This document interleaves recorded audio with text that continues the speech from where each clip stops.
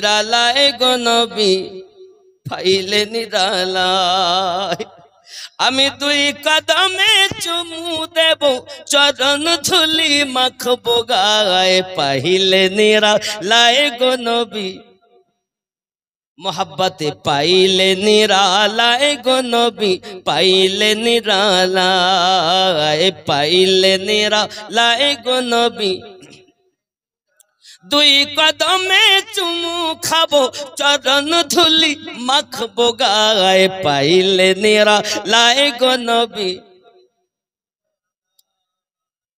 পাইলে নিরালায় গো নবী পাইলে দয়াল নবী কত দূরে লোহিত সাগরের তীরে দয়াল নবী কত দূরে লোহিত সাগরের তীরে মুমিনের হৃদয় মাঝে আছেন তিনি সর্বদায় পাইলে নিরালায় গো নবী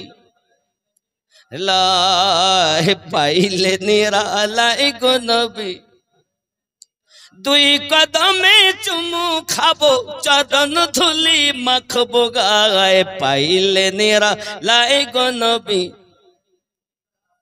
উম্মতি উম্মতি বলে কাঁদলেন নবী জীবন ভরে উম্মতি উম্মতি বলে কাঁদলেন নবী জীবন ভরে এখনো কাঁদিছেন নবী এখনো কাঁদিছেন নবী পাপী উম্মতের মায়ায় পাইলে নিরালায় গো নবী একটু জোরে বলুন পাইলে নিরালায়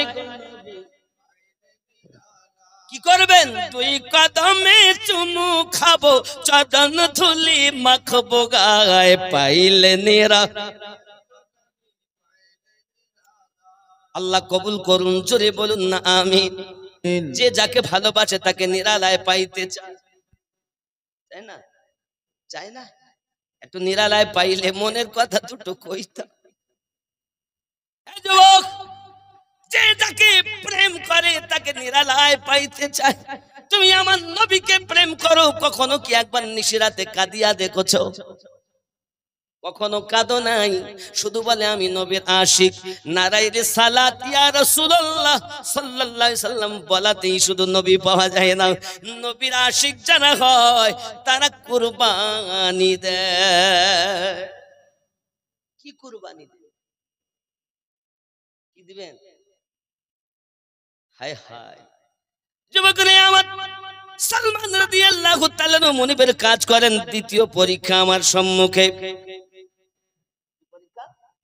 দ্বিতীয় পরীক্ষা কি তিনি আপনার সাদকা তো প্রথম খাবে না দুই নাম্বার তাবারক তোফা যদি কেউ দেয় তিনি গ্রহণ করবেন আব্বা আমার আবার একদিন করলেন কি তিনি কিছু নিয়ে চলে গেলেন আপনার তাবারকান আমার নবী পাকের আপনার সম্মুখে দিলেন হুজুর আমি সালমান এনেছি আপনার কিনা তোফা আমার নবী পাক সকলকে দিলেন নিজেও খাওয়া দাওয়া করলেন বাবা সালমান বুঝতে পেরেছেন ইনি হলেন সেই নবী যার কথা আমি শুনেছি পৃথিবীর জমিনে সালমান যেদিন আমার নবী পাকের চেহারা মোবারকা দেখেছিলেন চেহারা মোবারকা দেখার সঙ্গে সঙ্গে আব্বা আমার সোনা মানিকেরা মনের ভিতরে সায় দেয় এত সুন্দর মানুষ আমি জীবনে চোখে দেখিনি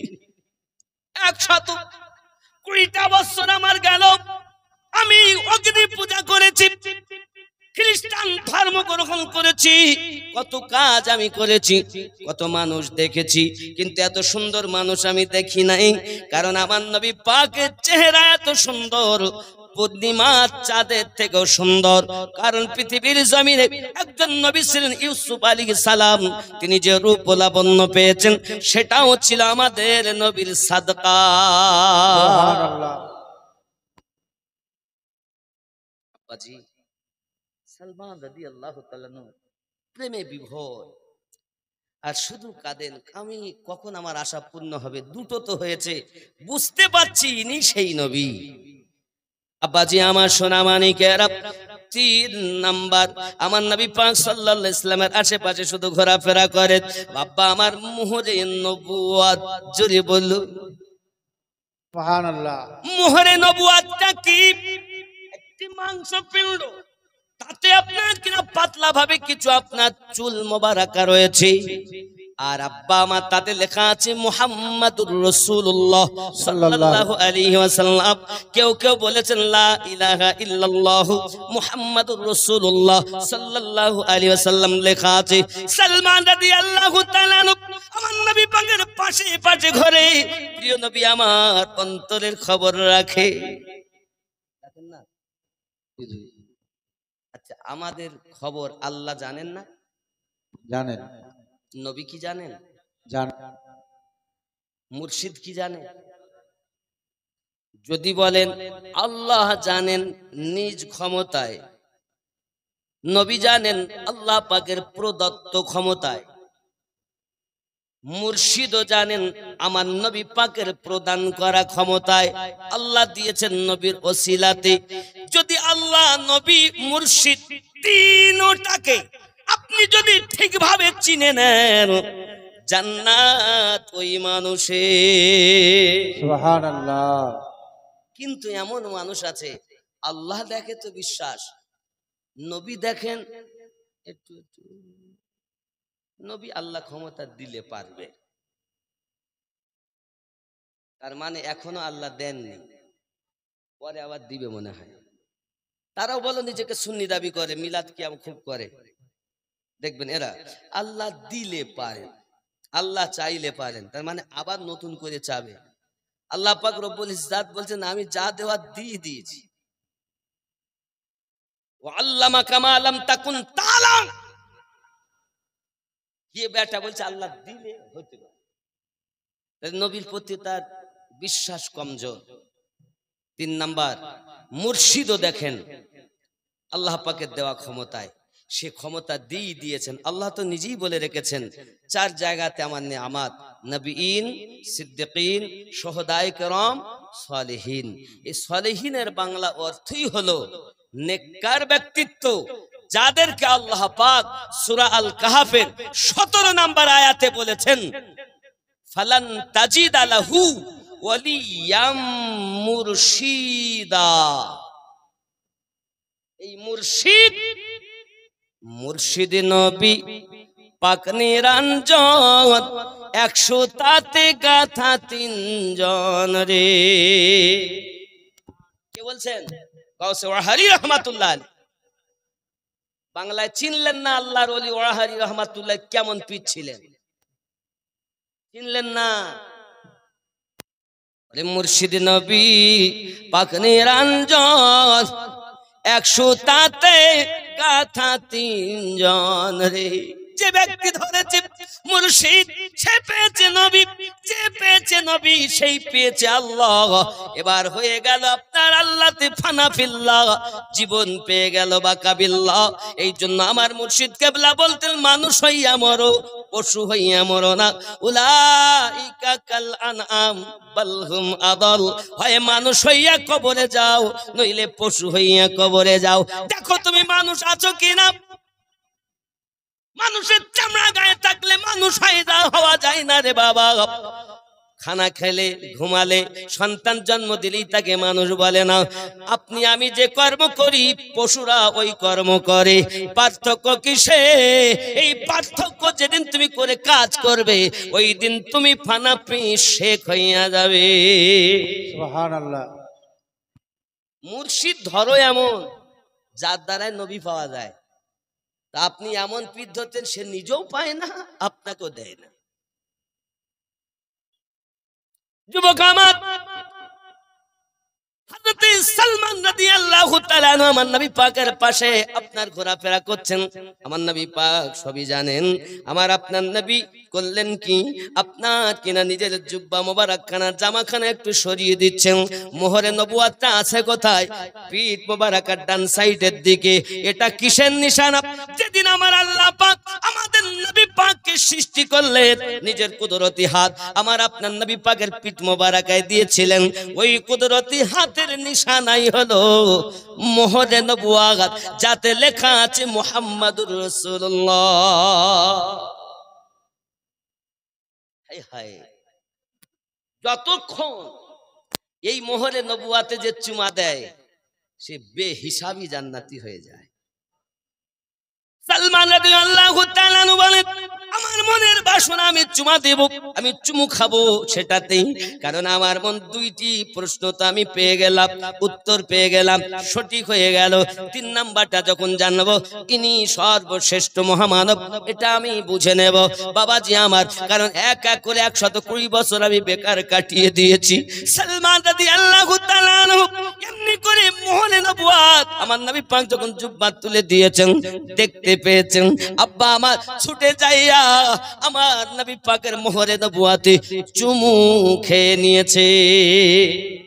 নবী আমার অন্তর্যামী, নবী আমার মনের খবর রাখেন।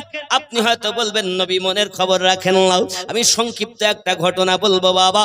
মুতার যুদ্ধটা আপনি একবার মাথায় রাখুন। আমার আপনার নবী সাল্লাল্লাহু আলাইহি ওয়াসাল্লাম যখন ইসলাম প্রচার করতে আরম্ভ করলেন, এই প্রচার করার জন্য নবী আমার চিঠি লিখে দিলেন রোম সম্রাটের কাছে। চিঠিখানা রোম দেশে সম্রাটের কাছে যাইয়া বলো, এক আল্লাহ পাকের ইবাদত করতে হবে, নবী মুহাম্মদ সাল্লাল্লাহু আলাইহি ওয়াসাল্লামের প্রতি আপনাকে ঈমান আনতে হবে, ইসলামী কলেমা আপনার গ্রহণ করতে হবে। রোম সম্রাটের কাছে যখন সাহাবী রাসূল এই পত্রখানা নিয়ে চলে যায়, আব্বা আমার জাল্লাদের দ্বারাতে রোম সম্রাট সাহাবী রাসূলকে আপনার শহীদ করে দেয়, একটা মুমির ভেতরে ভরে আমার নবী পাকের দরবারে পৌঁছিয়ে দেয়। আমার আপনার নবী মদিনা সাহাবায়ে কেরামকে ডাক দিয়েছেন, বলুন এখন উপায় কি? আমার নবী পাক কাঁদলেন, সব সাহাবী রাসূলেরা কাঁদেন, হুজুর উপায়? আমার নবী পাক বলেন, দেখো রোম সম্রাট লিখে পাঠিয়েছে যুদ্ধের জন্য তৈরি হয়ে যাও। এখন তার সেনার সংখ্যা হলো 2 লক্ষ, আর আমাদের সেনার সংখ্যা হলো মাত্র 3000।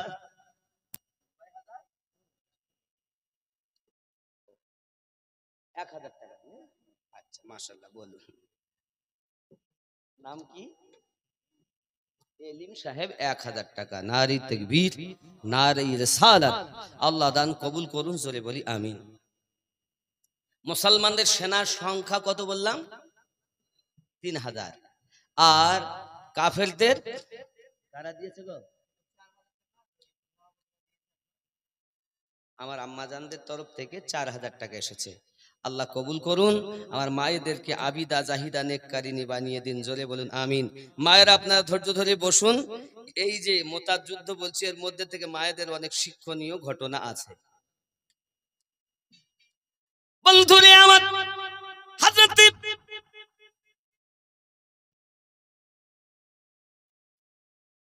আব্দুর রাকিব সাহেব তিনি 2000 টাকা দিয়েছেন, আল্লাহ কবুল করুন, জোরে বলি আমিন।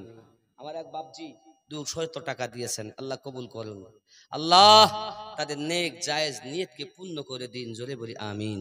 আব্বা আমার মুর্শিদি গাজর, হায় হায়, হাবিবে রাসূল নূরের পুতুল, গাউসে খুলনার নয়ন মনি, শাহে মাসুম রব্বানি, হাবিবে রাসূল। খেয়াল করবেন, মুর্শিদি গজল ওয়াহারে যাবেন, আজিজিয়া, মাসুমিয়া, আলিমিয়া, ওয়াহার মাদ্রাসা আছে না, দেখবেন এই মাসুম রহমাতুল্লাহ আলাইহি, আব্দুল আজিজ নকশবন্দি রহমাতুল্লাহ আলাইহির কলিজার টুকরা, মানে ওয়াহারি রহমাতুল্লাহ আলাইহির মুর্শিদের সন্তান, পীরজাদা, জোরে বলুন সুবহানাল্লাহ। ওনার শানে এই গজলটা, গজলটা নাই, একদম নতুন মতো, খুব কমই পাবেন, তাই নতুন গজল একটা বলছি, বলবো নাকি? হাবিবে রাসূল নূরের পুতুল, গাউসে খুলনার নয়ন মনি, শাহে মাসুম রব্বানি, হাবিবে রাসূল নূরের পুতুল, গাউসে খুলনার নয়ন মনি, শাহে মাসুম রব্বানি। বেলায়াতের সম্রাট ছিলেন আব্দুল আসিজ খুল নবী, সেই অরশে জন্ম নিলেন শাহে মাসুম রব্বানী। জোরে বলুন। বেলায়াতের সম্রাট ছিলেন আব্দুল আসিজ খুল নবী, সেই অরশে জন্ম নিলেন শাহে মাসুম রব্বানী। শক্ল सूरत দেখতে যেন, শক্ল सूरत দেখতে যেন নূর নবীর নূরের খনি, শাহে মাসুম রব্বানী। হাবিবে রাসূল নূরের পুতুল, গৌসে খুলনার নয়ন মনি, শাহে মাসুম রব্বানী। জোরে বলুন। আল্লাহ পাকের নেক নজরে ওয়ালি হলেন মাসুম শাহ, বেলায়াতের শান দেখিয়ে মজনু হলেন আশিকেরা, মজনু হলেন আশিকেরা। লিখে গেলেন ওসিয়ত নামায়, লিখে গেলেন ওসিয়ত নামায় অনেক অমূল্য বাণী, শাহে মাসুম রব্বানী। হাবিবে রাসূল নূরের পুতুল, গৌসে খুলনার নয়ন মনি, শাহে মাসুম রব্বানী। জোরে হবে সুবহানাল্লাহ। খুলনা শরীফ জিয়ারত যদি নসিব হতো একবার, সে দরবারে পাঠ করিতাম ফাতিহা শরীফ বারে বার, ফাতিহা শরীফ বারে বার। সজ্জাদা নশিন হযরত কিবলা, সজ্জাদা নশিন হযরত কিবলার নিতাম কদমের ধুলা খানি, শাহে মাসুম রব্বানী। হাবিবে রাসূল নূরের পুতুল, গৌসে খুলনার নয়ন মনি, শাহে মাসুম রব্বানী। জোরে হবে সুবহানাল্লাহ। প্রথম আমিনুদ্দিন কি করিব, মুর্শিদ কিবলার গুণগান, জন্ম লগ্নে বলিছিলেন লক্ষ কোটি তাহার শান। হযরত মাসুম রহমাতুল্লাহ আলাইহির আদেশে কানাপুকুর থেকে ওয়াহারি রহমাতুল্লাহ আলাইহি ওয়াহারে গিয়ে আস্তানা করেছিলেন। জোরে বলুন সুবহানাল্লাহ। এই সেই মাসুম রহমাতুল্লাহ যার আদেশে ওয়াহারি চলতেন, ওনার শানে বলতেছি। প্রথম আমিনুদ্দিন কি করিব, মুর্শিদ কিবলার গুণগান, জন্ম লগ্নে বলি যিনি লক্ষ কোটি তাহার শান, গৌসে খুলনা বলে গেলেন, গৌসে খুলনা বলে গেলেন অনেক অমূল্য বানি শাহে মাসুম রব্বানি আল্লাহুম্মা على سيدنا مولانا محمد وعلى آل سيدنا مولانا محمد 400 টাকা দিয়েছেন, লিখেছেন আসসালামু আলাইকুম। হ্যাঁ, হুজুরের কাছে অনুরোধ, আমার সোনার ওড়াহার এটি আর আজ উঠছে মুর্শিদ পিয়া, এ দুটি শুনি, ওয়াজটা করি বাবা। যদি বলুন না সুবহানাল্লাহ। সুবহানাল্লাহ। প্রিয় নবী সাল্লাল্লাহু আলাইহি ওয়াসাল্লাম কেমন অন্তর্যামী দেখুন। আমার আপনার নবী সাল্লাল্লাহু আলাইহি ওয়াসাল্লাম বলেন, তাহলে এখন বলেন আপনারা কি বলছেন? আমি নবী আপনাদের বলি আপন আপন বাড়িতে চলে যান, কারণ এই 2 লক্ষ সঙ্গে 3000 কেমন করে যুদ্ধ করবে বলুন। সাহাবী রাসূল বলেন, হুদুদ আমরা আপনার ডাকে সাড়া দিয়েছি, যাওয়ার জন্য চিনি গো হুজুর, আমাদের জীবনও যদি যায় তবু যাবে, আমরা আপনার সঙ্গ ছেড়ে চলে যাব না। ঈমান কত, ঈমান কত মজবুত। আমরা হলে কি বলতাম, 3 লক্ষর সাথে আমি যুদ্ধ করব। হাদিস শরীফ প্রমাণ করে 3000 সেনা, মাত্র 2 লক্ষ। এ বাবাজি আমার, এদের সঙ্গে আপনার যুদ্ধ হবে। 3000-এর এত বুকবল, ঈমানি এমন জোশ, যেন তারা 2 লক্ষ সেনাকে তুলোর মতো উড়িয়ে দিতে পারে, এমন বল তাদের ঈমানি রয়েছে। সুবহানাল্লাহ। ঈমান কারে বলে? পালিয়ে যাওয়ার নাম ঈমানদার না। বন্ধুরে আমার, সঙ্গে সঙ্গে প্রিয় নবী সাল্লাল্লাহু আলাইহি ওয়াসাল্লাম ডাক দিয়ে বললেন, আপনারা যখন যেতেই চাচ্ছেন না, তাহলে আপনাদেরকে আমি বলি শুনুন, এই জিহাদের মাঠে যাবে, প্রথম সেনাপতি হবে আমার পালিত পুত্র যায়েদ বিন হারিস। জোরে কন্যা সুবহানাল্লাহ। সুবহানাল্লাহ। 2 নাম্বার সেনাপতি আমার হারিস যখন শহীদ হয়ে যায়, যায়েদ বিন হারিস যখন শহীদ হয়ে যাবে, তখন 2 নাম্বার সেনাপতি হবে জাফর বিন আবু তালিব। জাফর বিন আবু তালিব যখন শহীদ হয়ে যাবে, 3 নাম্বার সেনাপতি হবে আব্দুল্লাহ ইবনে রাওয়া। এই 3 জন সেনাপতি হবে। আর আব্দুল্লাহ ইবনে রাওয়া যখন শহীদ হয়ে যাবে, মুসলমান তোমরা তোমাদের মনের মতো ময়দানে একজনকে সেনাপতি নিযুক্ত করে নেবে। জোরে জোরে বলুন সুবহানাল্লাহ।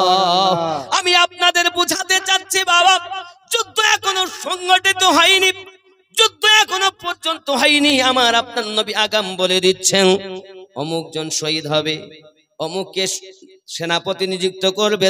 আপনারাই বলুন, একটি যুদ্ধের সেনাপতি কজন হয়? এক যুদ্ধের সেনাপতি কজন হয়? আচ্ছা, এই জলসার সভাপতি কজনের? একজন। একজনই না? তাহলে যুদ্ধের সেনাপতি কজন হবে? একজনই। কিন্তু রাসূল করিম বলছেন, যখন আমার পালিত পুত্র শহীদ হবে, তো জাফর বিন আবু তালিবকে সেনাপতি 2 নাম্বার, 3 নাম্বারে আব্দুল্লাহ ইবনে রাওয়া। আমার নবী পাকের ইলমে গায়েব প্রমাণ হয় না, তারপরেও তারা বলে নবী কিচ্ছু জানে না। আমার ওয়াহাদি রহমাতুল্লাহ আলীকে জিজ্ঞাসা করে, হুজুর আল্লাহ কেমন? তো হুজুর উত্তর দিতেন, যে যেমন তার আল্লাহ তার কাছে তেমন। যে যেমন তার নবী তার কাছে তেমন। আমাদের নবী তো তিনি সব সময় জানের থেকে আরো নিকটে আছেন যিনি। সুবহানাল্লাহ।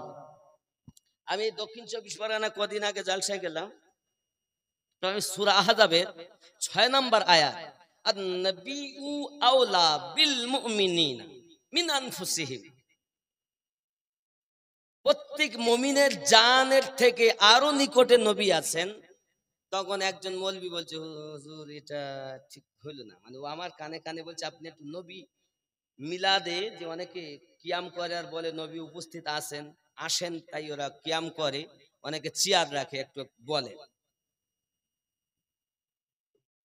আমি বললাম পাগলই হবে কেন, আসেন কে, থাকে না যে আমিনুদ্দিন ছিল না এসেছে, আর নবী পাক তো সব সময় আসেন, তিনি তো যান না। কারণ আমি যে আয়াত বলছি, আয়াতটা আপনি দেখবেন, এর মানে তাফসিরে মাযহারি খুলবেন, ইমাম সানাউল্লাহ পানিপতি রহমাতুল্লাহ আলাইহি লিখেছেন। তাফসিরে আদ-দুররে মানসুর খুলবেন, হযরতে ইমাম জালালউদ্দিন আসিউতি হুজুর লিখেছেন, যিনি আমার নবীকে ৭৫ বারেরও বেশি দিদার করেছেন। সুবহানাল্লাহ। আওলার তিনটি মানে, আওলার তিনটি মানে কয়টি? দলিল দিলে অনেকের রাগ হবে, দলিল বলবো। আওলার তিন মানে, এক মানে মালিক, আর এক মানে হলো কারিব, কথা বুঝতে পারেননি, আর এক হলো হকদার। এখন কারিব তাহলে খুব নিকটে, কিসের নাফসের থেকে নিকটে, জানের থেকে নিকটে আল্লাহর হাবিব সাল্লাল্লাহু আলাইহি সাল্লাম আছেন। বাবা আমার তাফসিরে মাযহারির মধ্যে আপনার লিখিত আছে, ইমাম সানাউল্লাহ পানিপতি রাহমাতুল্লাহ তিনটি মানে আওলাদ দিয়েছে। এখন নবীকে নিকটে মানবে কারা? আন-নাবিয়্যু আওলা বিল মুমিনিন, মুমিনের জানের থেকে আরো নিকটে। মুনাফিকের নিকটে তো থাকে না, কাফেরের নিকটে তো থাকে না, তাহলে মুমিন যারা নিকটে মানে এই মানুষ আবার নামাজ পড়ছে আর বলছে আসসালামু আলাইকা আইয়ুহান নাবিয়্যু, এই নবীর উপরে দরুদ ও সালাম। আর নামাজ থেকে বাইরে এসে বলতেছে আমি হলাম সোনাতলায়, নবী হলেন মদিনায়।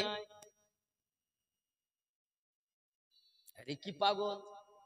দলিল আমি বেশি দিব না, থাক দলিল দিব না, দলিল যাব না, ঘটনা বলি, জোরে কোন সুবহানাল্লাহ। সুবহানাল্লাহ। কিন্তু আমি একটাই কথা বলি, নামাজে বলেছেন এই নবীর উপরে দরুদ সালাম, তাহলে নবী নিকটে, কত নিকটে? জানের থেকে আরো নিকটে, জোরে বলি। তারাই হলো মুমিন। আর এটাই খুলে দেওয়ার জন্য বলা হয় পরিষ্কার করে মাসলাকে আলা হযরত, জোরে বলুন সুবহানাল্লাহ। অনেকে বুঝছেন না, কিন্তু কিছু এমন আছে খুব বড়, এমন খুদ্দি কথায় কাফের, কিছু মাসলা হলো কাফের। এই শ্রেণীর মানুষ থেকে দূরে থাকতে হবে। সরকারে আলা হযরত কুফরি ফতোয়া দিলেন, তার আগে কয়বার তার কাছে মানুষ পাঠিয়েছেন, তারপরেও সে যখন না মেনেছে, তারপরেই তো কুফরি ফতোয়া দিয়েছেন। আর তুমি স্টেজে উঠেই কিছু হলো আর না কাফের, এদের থেকে সাবধান থাকতে হবে। কথা বুঝতে পারেননি? আরে সাধারণ মানুষ কিছু বোঝে না, সে কাফের হইতে যাবে কেন? ওর জ্ঞানে যেমন মৌলবি বুঝিয়েছে তেমন বুঝেছে, ওর কাছে ওটাই ঠিক। কিন্তু আপনি যদি পারেন তাকে বুকে ধরে আল্লাহ আল্লাহ রসুল ওলি আল্লাহর প্রেম ঢুকান না, আপনি তা পারেন না, ছিনিয়ে ফেলে দিচ্ছেন। আল্লাহ যেন বুঝ শক্তি দান করে, জোরে বলি আমিন। আমিন। দরুদ শরীফ আল্লাহুম্মা সাইয়্যিদিনা মাওলানা ওয়া আলা আলি সাইয়্যিদিনা প্রিয় নবী, নূর নবী, সিলদা নবী, অদৃশ্যের সংবাদদাতা পয়গম্বর নবী আমার বলেন ৩ নাম্বার সেনাপতি আব্দুল্লাহ ইবনে রাওয়া হবে, যান আপনারা চলে যান, আপন আপন বাড়িতে যাইয়া বিদায় নিয়ে আসুন। হযরতে যায়েদ বিন হারিস বলেন হুজুর আমার আব্বাও আপনি, আমার মাও নিকটে, আমার তো যাওয়ার কোনো প্রয়োজন নাই। আব্দুল্লাহ ইবনে আপনার জাফর বিন আবু তালিব চলেছে, হে বাবাজি আমার সোজা সাপটা ব্যবসা থেকে আমার নবী পাকের কাছে এসে হাজির হয়ে গেছে।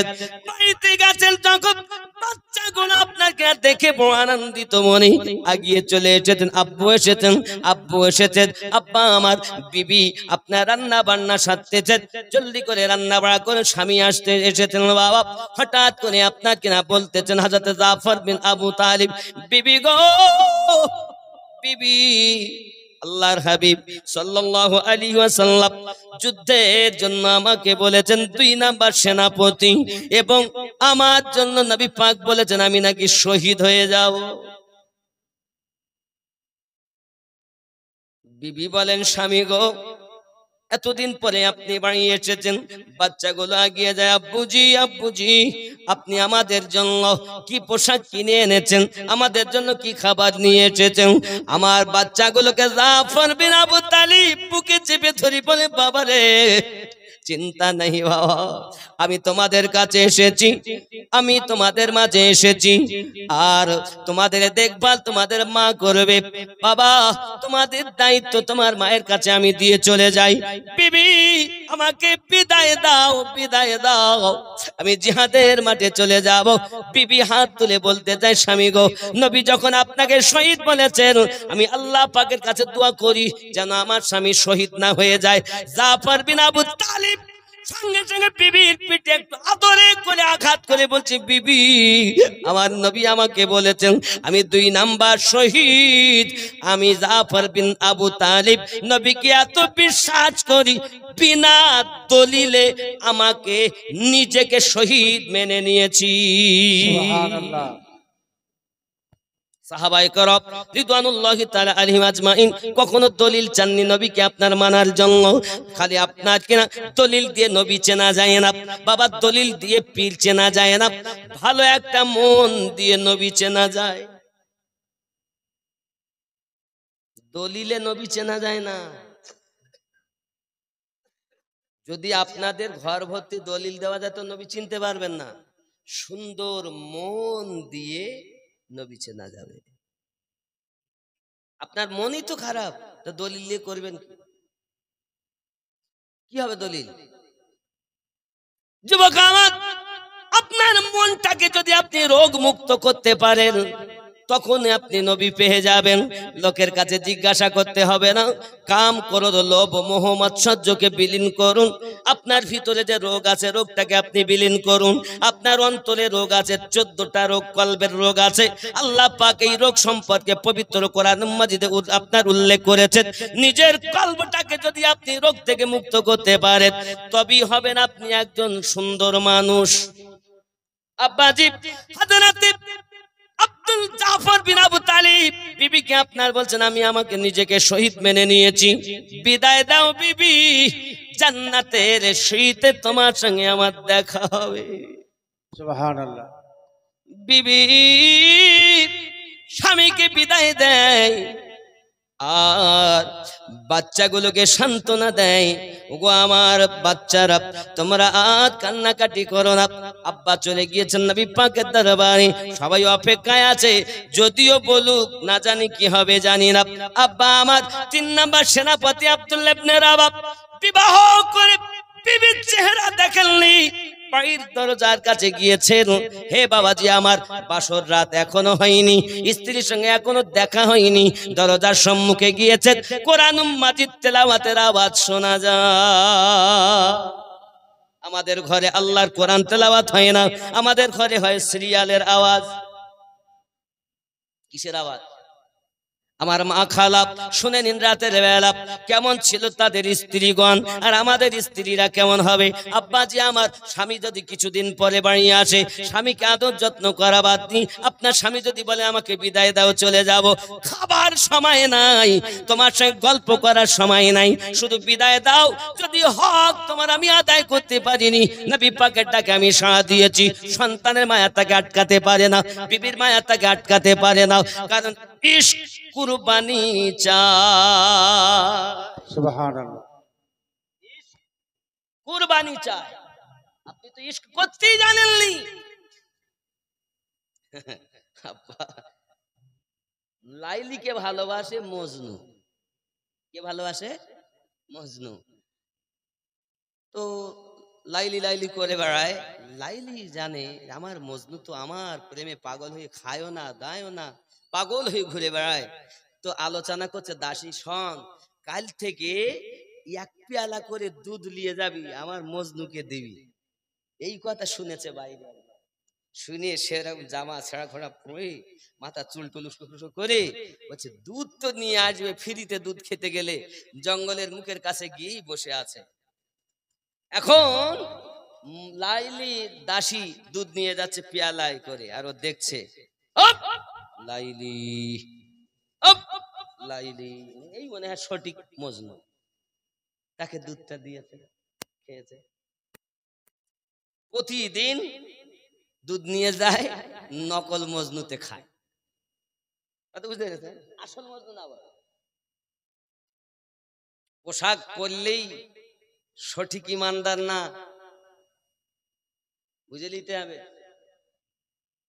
এখন হঠাৎ বলছে হ্যাঁ গো, আস্তে আস্তে তো মজনুর ভাগ বেশি হয়ে যাচ্ছে। কারণ বেলতলায় মজনু, বটতলায় মজনু, তালতলায় মজনু, কত মজনু গো। আমার মজনু একটাই না, দুধ নিয়ে দিনের দিন বেশি মজনু, দুধ খাওয়ার লোভে মজনু অনেক হয়ে গেছে। এখন লাইলি বলছে এক কাজ কর, চাকু আর পেয়ালা নিয়ে যাও, নিয়ে গিয়ে বলো লাইলির শরীর খুব খারাপ, এই পেয়ালা ভর্তি রক্ত চেয়েছে।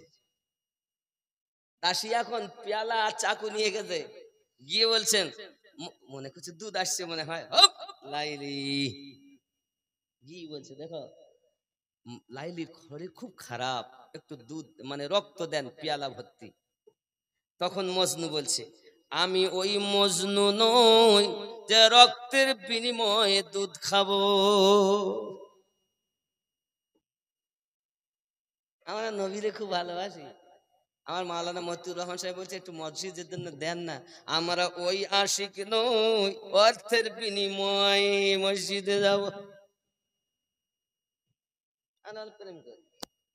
আমরা ওই মজনু না যে রক্ত দিয়ে দুধ খাই, আমরা তো ফ্রি পাই তাই খাই।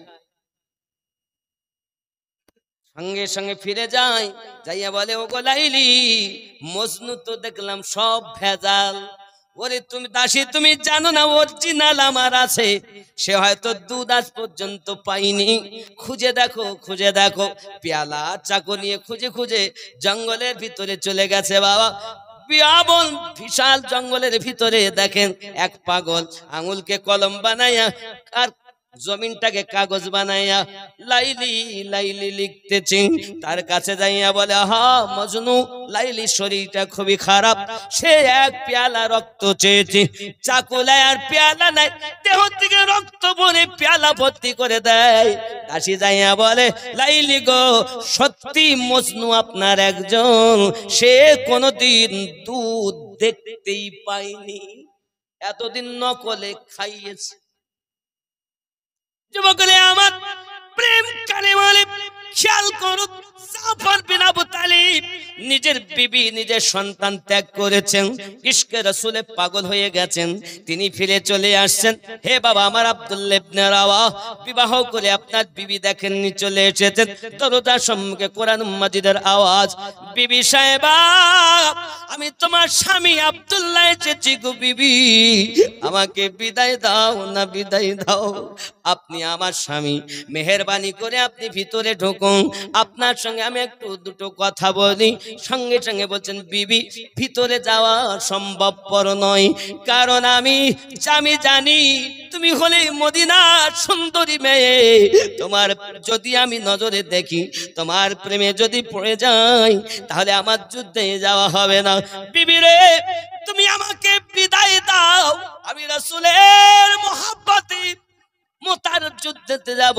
আমার আপনার নবী আমাকে 3 নাম্বার সেনাপতি নিযুক্ত করেছেন এবং নবী বলেই দিয়েছেন আই আব্দুল্লাহ ইবনে রাওয়াহ, তুমি যখন শহীদ হয়ে যাবে মুসলমান তোমরা 3-4 নাম্বার সেনাপতি নিযুক্ত করে নেবে। আমি 3 নাম্বার সেনাপতি নিযুক্ত হয়েছি। বিবি গো তুমি আমাকে বিদায় দাও, আমি তোমার হক আদায় করতে পারিনি, আমাকে বিদায় দাও। বিবি ডাক দিয়ে বলতেছেন স্বামী গো, আমি আপনার সঙ্গে কেবল বিয়ে হয়েছে আমার, আপনাকে আমি এখনো দেখিনি। স্বামী আপনি জিহাদের মাঠে যাওয়ার জন্য আমাকে বিধবা বানানোর জন্য ইজাজত চাচ্ছেন, আমি কেমন করে দেই? আমাদের ঘরের মা যদি হতো তাই বলতো, বলতো না? আর যদি বলতো জিহাদে যেতে হবে, তা বউ ছাড়িয়ে যেত, ছেলে যেত? এই কথা বলেন? ইশক কুরবানি চাই, কেমন আসে?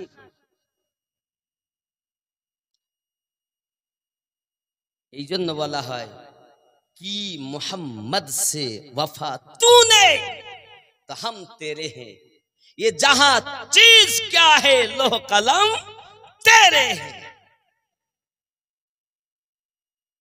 যুবক আমার, আপনি তো কিছুই করলেন না। আমার নবী এত খবর রাখেন, এর জন্য সরকারে আলা হযরত বলেছেন, और कोई गायब किया तुमसे निहा हो भला। सरकार आला हजरत बोलছেন, और कोई गायब क्या तुमसे निहा हो भला, जब खुदा ही ना छुपा तुम पे करो दरूद। চলে বলুন সুবহানাল্লাহ। কত সুন্দর কথা।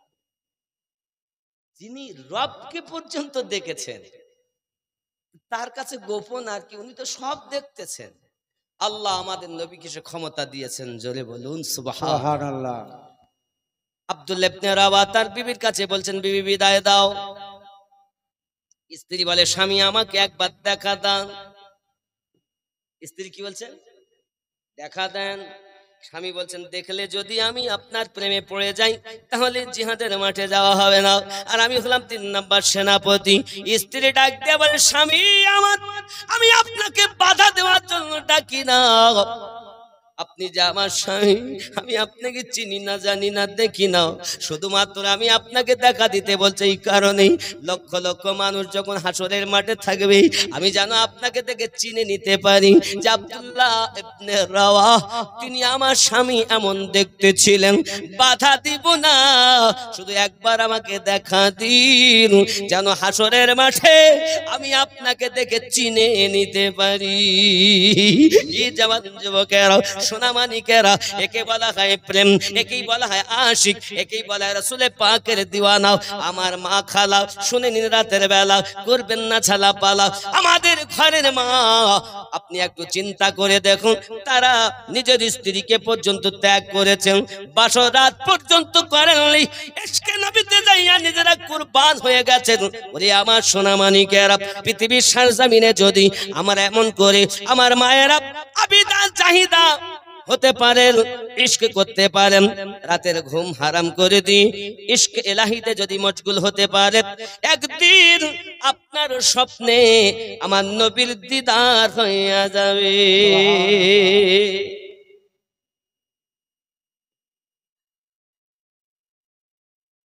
আমার সোনার আহার, আমার প্রাণের আহার, সোনার হার, আমার মোহাব্বতে সোনার দরবারে আসেন শুয়ে মুর্শিদ আমার, সোনার হার আমার। একটু জোরে বলেন না আপনারা, সোনার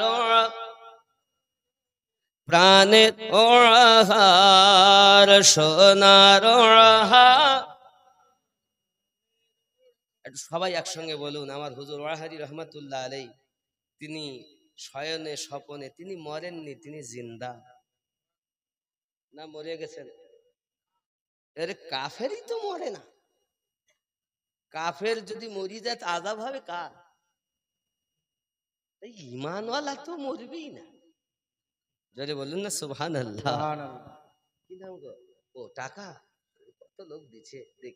আব্বাজি আমার সোনামানিকেরা, মোহাব্বতে বলুন, সোনার হার, আমার প্রাণের হার, সোনার হার আমার। দরবারে শুয়ে আছেন মুর্শিদ আমার, সোনার হার আমার। আমরা গুনাহগার বলে দূরে দিও না ঠেলে, আমরা গুনাহগার বলে দূরে দিও না ঠেলে কদম তলে ঠাই দিন